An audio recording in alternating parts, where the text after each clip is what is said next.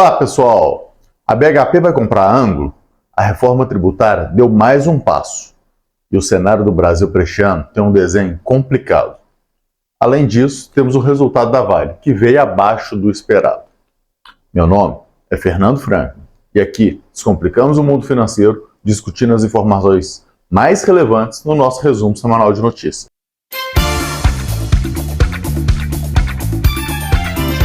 Então vamos lá, começando pelas notícias internacionais. Vou começar falando aqui das mineradoras, vou falar aqui da BHP. Mas é um ponto importante que a gente precisa entender. Por que eu estou falando da proposta da BHP pela Anglo American? Até porque a Anglo American rejeitou essa proposta. Então, não teve nada tão significativo nisso. Até certo ponto. A gente tem que lembrar dois pontos importantes nisso aí. Primeiro ponto, a BHP é a terceira maior mineradora do mundo e a Anglo American é a quinta maior. Em termos de produção, isso aí, tá? E pensa, pegando 2023, vai variar um pouquinho o índice, dependendo do ano, dependendo de como é que for a produção, e o índice é bem próximo uma da outra ali. Mas tudo bem. São grandes mineradoras, então formaria uma empresa gigantesca, o que é muito importante aí em termos para mineração.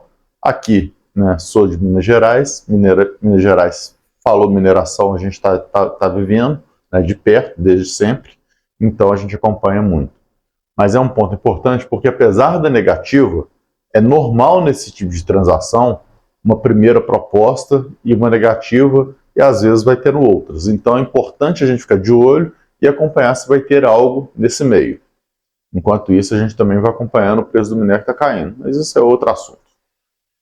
Falar um pouquinho também dos Estados Unidos. O PCE, que é o índice de um dos índices de inflação de lá, avançou 0,3% em março, ante fevereiro, né? Conforme esperado, então normal. Mas em 12 meses ficou em 2,8%, a expectativa era de ficar em 2,6%, né? Faz os ajustes aí dos cálculos, né? Então chega nesse 2,8%, apesar no mês ser a mesma coisa, né? Mas ficou acima, então também é um ponto aí de atenção. Por que é ponto de atenção? Porque está ficando cada vez mais improvável, tanto pelos índices que estão sendo divulgados, tanto pelas falas dos representantes do Banco Central Americano, do Fed, né, que vai efetivamente ter corte de juros por lá. Está difícil. Passando agora para as notícias nacionais, a pesquisa Focus já mostrou o dólar a R$ 5,00 e a Selic em 9,50.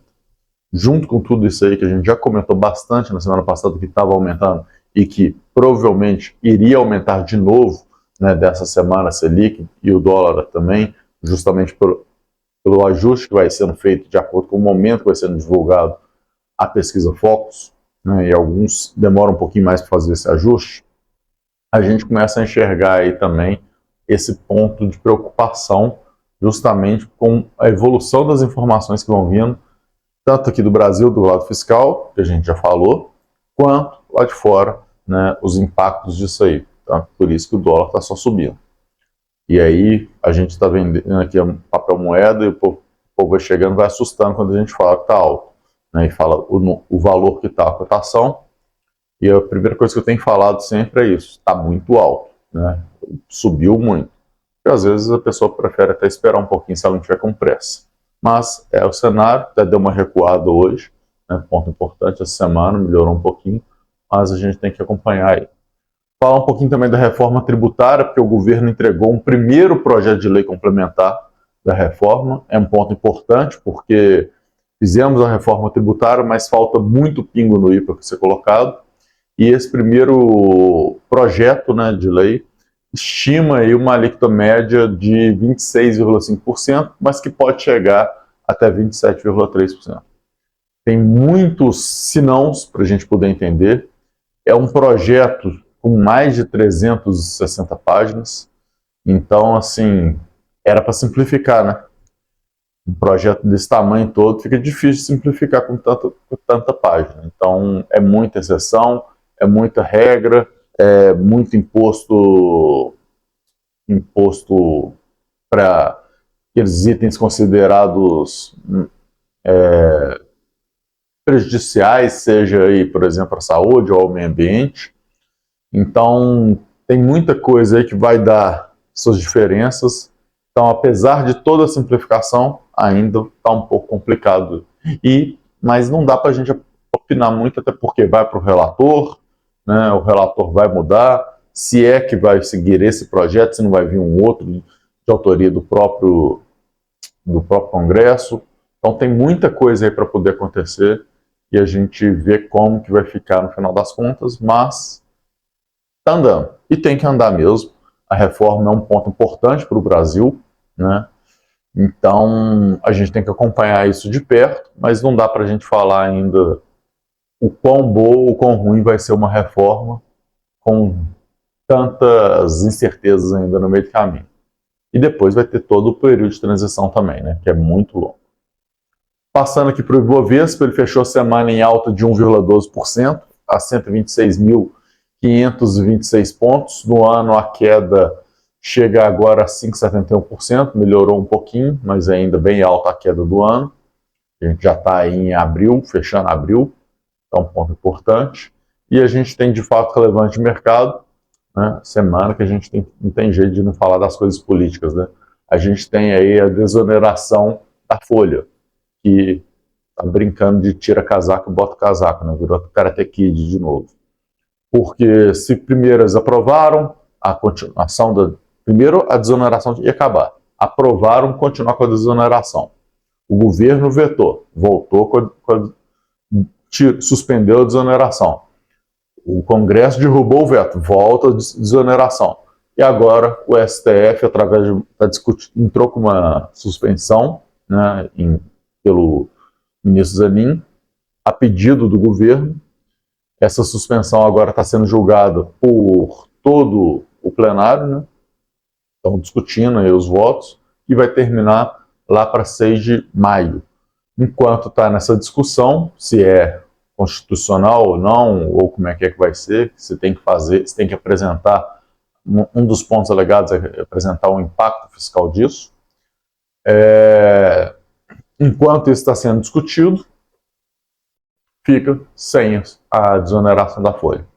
Vale lembrar que são 17 setores da economia impactados por essa desoneração, e a gente está falando aí do comércio, está falando aí da construção civil, da indústria, estamos falando aí de serviços. Então tem muita empresa grande sendo impactada nisso aí, e muita empresa pequena também, mas muita gente sendo impactada. E aí eu te pergunto, né, você acha que essas empresas vão assumir esses custos caso a desoneração acabe, ou ela vai repassar para os consumidores? Além disso, o que ela não conseguir repassar, será que ela vai assumir ou ela vai ter corte de pessoal? É um problema seríssimo que a gente tem aí, e é por isso que eu tenho falado que de uma maneira difícil aí do cenário brasileiro. Então, vamos continuar, né? Falar da Vale aqui, também não traz notícias muito positivas. Então, o lucro líquido dela caiu 9% em relação ao primeiro trimestre de 23, 31% em relação ao quarto trimestre de 23, ficou 9% então abaixo do lucro esperado, e o EBITDA já foi 4% abaixo do esperado também. Então, você vê que não foi um resultado positivo. Os motivos da redução desse lucro aí, de acordo com a Vale, são explicados principalmente pela queda do preço do minério, mas a gente consegue confirmar isso, já que as vendas em volume aumentaram 15%, né, em relação ao primeiro trimestre de 23, apesar de terem caído aí 29% em relação ao quarto trimestre de 23, mas é normal devido a essa sazonalidade que o minério tem, é bem natural isso aí.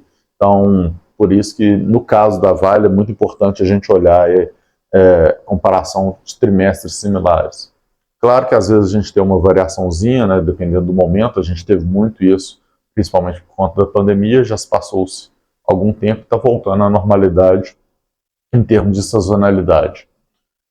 Então, é um ponto importante da gente acompanhar, ver aí o resultado que a Vale vai ter daqui para frente, mas é um cenário que chama um pouco de atenção e, obviamente, não foi muito positivo. Se o preço continuar baixo, né, deve ter um resultado mais ou menos nessa linha, apesar de ser um resultado ainda muito forte. Ele é pior que resultados passados, mas é um resultado muito forte. Isso aí você pode analisar, né? cada detalhe lá da divulgação, e aí você vai ver os detalhes, mas se você comparar, piorou, mas não deixa de ser um resultado positivo para a empresa, um resultado forte. Importante entender que o mercado, obviamente, já está precificado, né? Precificava o que ele esperava que acontecesse, e agora que saiu, a gente já teve alguns dias depois disso, precifica também, e aí você precisa analisar com detalhe para você ver o que talvez o mercado ainda não precificou corretamente, na sua visão, e aí tomar sua decisão de investimento, de comprar ou não. Ele pode ter precificado para cima ou até para baixo, né? Alguma coisa, e você achar uma divergência para você apostar tanto na alta quanto na queda da empresa. E isso vale para todas, tá? Então, esse é o grande ponto. A gente não está recomendando aqui nada. E aí eu queria aproveitar, né, para finalizar aqui. O último podcast nosso foi falando desse cenário brasileiro atual. Então eu convido vocês a clicarem aí no link que vai aparecer aqui do lado para vocês irem lá, dar uma olhada. Acho que vale a pena para a gente discutir um pouquinho e comentar aqui comigo, né, o que vocês estão achando aí e qual que é a expectativa daqui para frente para a gente terminar esse ano de 2024. Falta muito ainda, mas vamos pensar como é que a gente vai terminar, se vai ser bom ou se vai ser ruim. É isso, e até a próxima, pessoal. Tchau, tchau.